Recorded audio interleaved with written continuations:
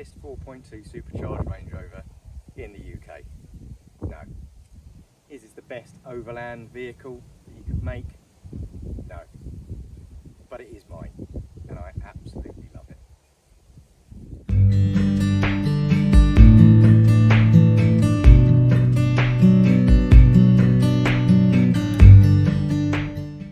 So I bought this Range Rover L322 2008 4.2 supercharged in January 2024, which is about 6 months ago.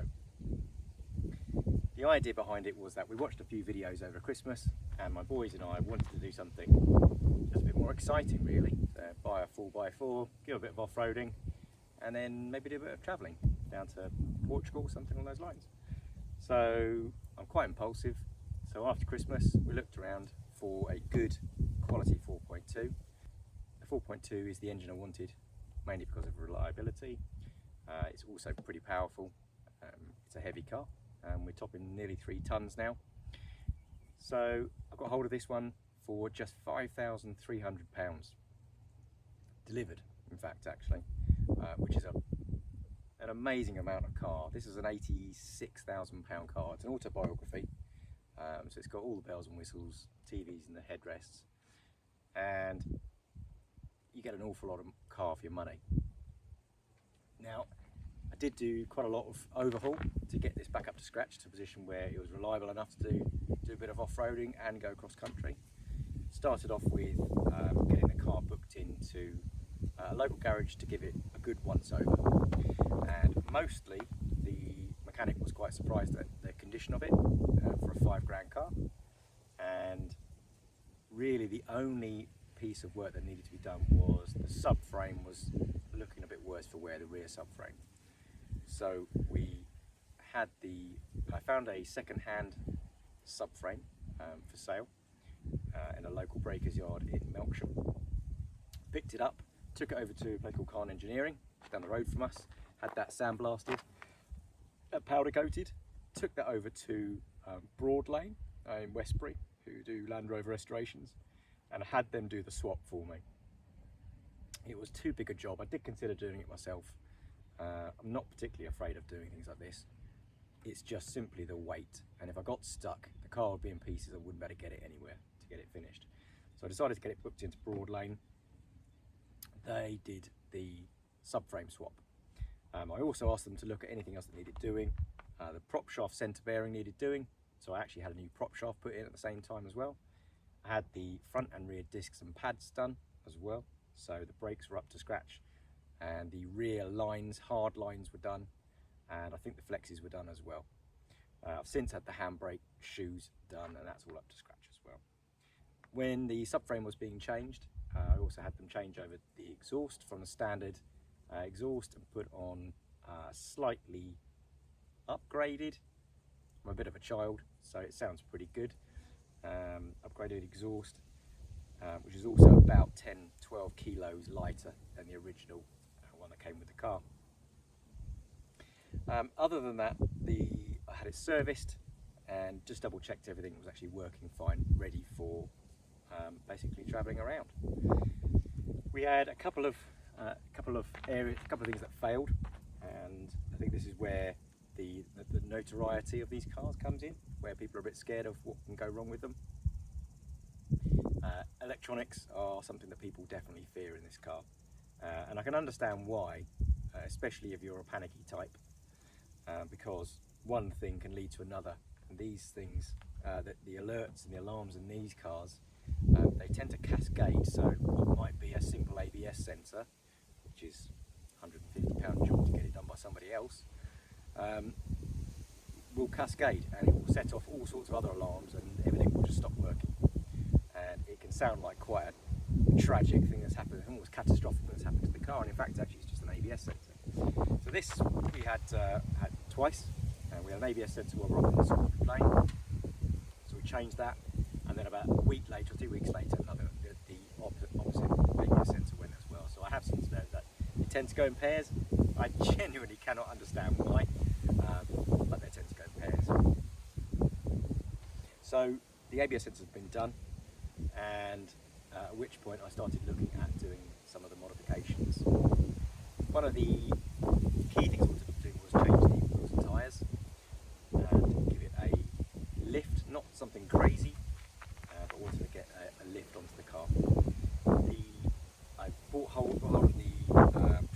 L322 lift bar, lift rods, so you can go to the height level sensors and then to the wishbones. They gave it a 4-inch lift, which proved to be a bit too high, so I've since brought it down using the gap tool. We're now sitting at about 20, I think it's about 20 millimeters lift, so about 2 centimeters lift at the moment. And that sits just nicely actually for a normal ride height. We've got 20-inch steel rims and Cooper all-terrain tyres, and they are absolutely brilliant. So that was most of the work that needed to be done to actually get the car fixed. Some of the electronics were broken. I think the amp in the back needed to be replaced and some bits and pieces like that, but the majority of the car was actually working really well. I also had the gearbox serviced, so it's got the later filter in it, and it's all been serviced up to scratch as well. And I've also had the rear diff checked, and that oil is lovely as well. So there's now no knocks, rattles, anything on those lines. The only one thing I've got that I need to fix is slightly limp side mirror, which I'll sort at some other stage. So the next thing to focus on with these cars is generally housekeeping for electrics. They are juicy cars, they do like to use their electrics. Everything is electric in these things, and there's all sorts of bits and pieces that tend to run on in the car, regardless whether the engine's on, the ignition's on. So you definitely need to look at the electrics. So I kind of had a three-prong approach to the electrics. The first one was to replace the battery, get a new battery in, regardless how old the other one was, get the new battery in so I know we're at least starting from a level playing field. The second thing was to reduce the draw on the battery, so anything that uses electricity, reduce that down as much as possible. The quickest and easy way of doing that was to actually rip out all of the incandescent bulbs and change them all for little LED bulbs. There's about 20-25 bulbs I think in total, so it's well worth doing. The second thing to do was then look at ways in which we can replenish electricity. And although I've got a roof rack, which was one of the other projects we did, I didn't particularly want to stick a massive solar panel on the roof. So I've ended up going for one of these lens solar panels. Now they've got a bit of a reputation. They're not the best in the world, I know that. There are other manufacturers that make bonnet or hood solar panels, but none that I can find fit on the L322. So I took a punt and I thought I'd fit this as properly and as permanently as possible. So this is all fitted and it goes into the main starter battery, not into the secondary battery, which is the next part of that project. So this was fitted as well as I possibly could, wired into this main battery, and then a Sikaflex around the outside as well, stop it from lifting in any of the corners. And actually, this works really, really well. By the end of any day, the battery is always at 100%. So you can get onto the app and you can see what your battery level is on that as well. So just regardless of that, I could wire this into the secondary battery as well. I wanted it to just take care of that charger battery. Because as we're travelling along, we're also going to be using iPads and iPhones and charging bits and pieces as well. So I wanted to make sure that anything that comes in contact with that charging battery gets topped up by their solar. So that really works well. The second major part of the actual project was to then put a secondary battery in, and the secondary battery I put into the boot. There is a section under the floor to the right as you look in the boot, which is ideal. It's purpose built in fact for a secondary battery. I think some of the early Range Rover L322s had a secondary battery option. That goes in really well. I found a DC to DC charger from AliExpress. Yes, I know it's not going to be the best in the world, but actually it does the job very well. It's relatively straightforward. It doesn't have an app or anything along those lines, but it works really well. It's ignition based, so if the ignition's on, it charges the car, charges the battery, turns off, it completely isolates it. There is also an isolation switch in the back as well. And in the back we have a storage, almost like a kitchen with a fridge, being that sort of half built. It's not in there at the moment. I'll do that, I'll piece that into this video when I can. But that holds the fridge, which obviously then feeds off that secondary battery. So we've now got two batteries. The main starter battery tops up, so the solar panel now tops up the main charger battery, and that charger battery, along with the alternator when the engine's running, keeps that other battery floated as well. So they basically help each other. But I would rather run out of fridge battery power than engine battery power. So I'm not going to get stuck somewhere. I'd rather be not stuck without a fridge than stuck with a fridge. So that's kind of how I went with the electrics. Other electrical bits and pieces we did, we put in a mount for the iPad, you can just about probably see in the screen there, and a mount for my iPhone to basically sit alongside each other. They both sit so that they are in front of that centre cooling vents, which is great because actually when we're driving around, maybe down to Portugal, it's pretty hot in there, and obviously iPads and iPhones, they don't exactly cool down particularly easily, so they are permanently being blown with cold air. There's enough vents in that car that it keeps me cool and keeps the cabin cool anyway, so it's absolutely ideal that they're there. We've also got an inclinometer on the right, on the left there, you can see just to the right of my steering wheel, and when that's plugged in, I only temporarily plug that in if I'm going over particularly heavy terrain, and it gives me an idea as to kind of how steep a slope we're actually on. So that's pretty good too. And I've just finished fitting, which again you probably won't be able to notice, but the rear view mirror. It's an Auto Vox V5 Pro dash cam mirror. So there's a dash cam at the front pointing this way, and it links into the camera in the back, which then gives a live feed onto that rear view mirror. So however high I stack the parcel shelf with luggage, I can still see from my rear view mirror. It's a brilliant bit of kit actually, so I'm quite pleased with that one. On both sides of the roof rack, I've also got some ditch lights, which I used the other day, so they do work pretty well. They're only small, little small ones literally from AliExpress again. I think they're like 11 watt or something tiny, but they're perfect for what we need. There's hardly any draw. In fact, the draw is so low that I didn't even need to use a relay on it. It goes right straight into the auxiliary panel in the boot.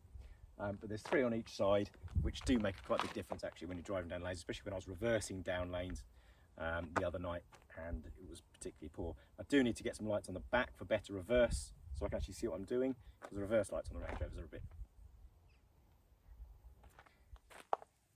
So the next big, well, the first big project that I actually took out on this car was to build the roof rack. Now there are a couple of roof rack manufacturers out there, and really there is only 2, maybe 3 I think, that actually do a proper full roof rack like this. There's Front Runner, and there is another one that escapes me.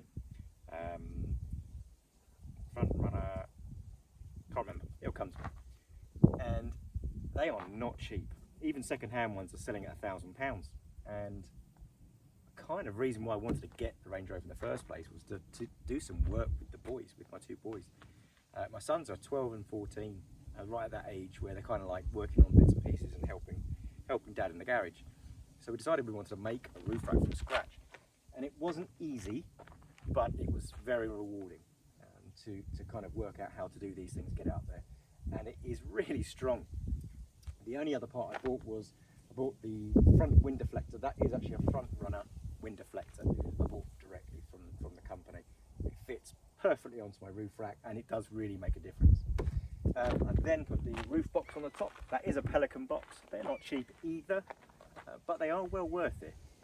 It's lockable and fits really, really strong to the roof box. It's actually a gun box because I wanted something quite low profile. I think it's only about 80-85 millimeters high, and you can fit tons of stuff. I can actually fit my my recovery boards in there. They are in there at the minute. That's not where they're going to be in the future, but they're in at the minute, so it's quite a big box, and that is a very, very useful bit of space for all of my recovery gear. All the ropes, straps, everything is all in there.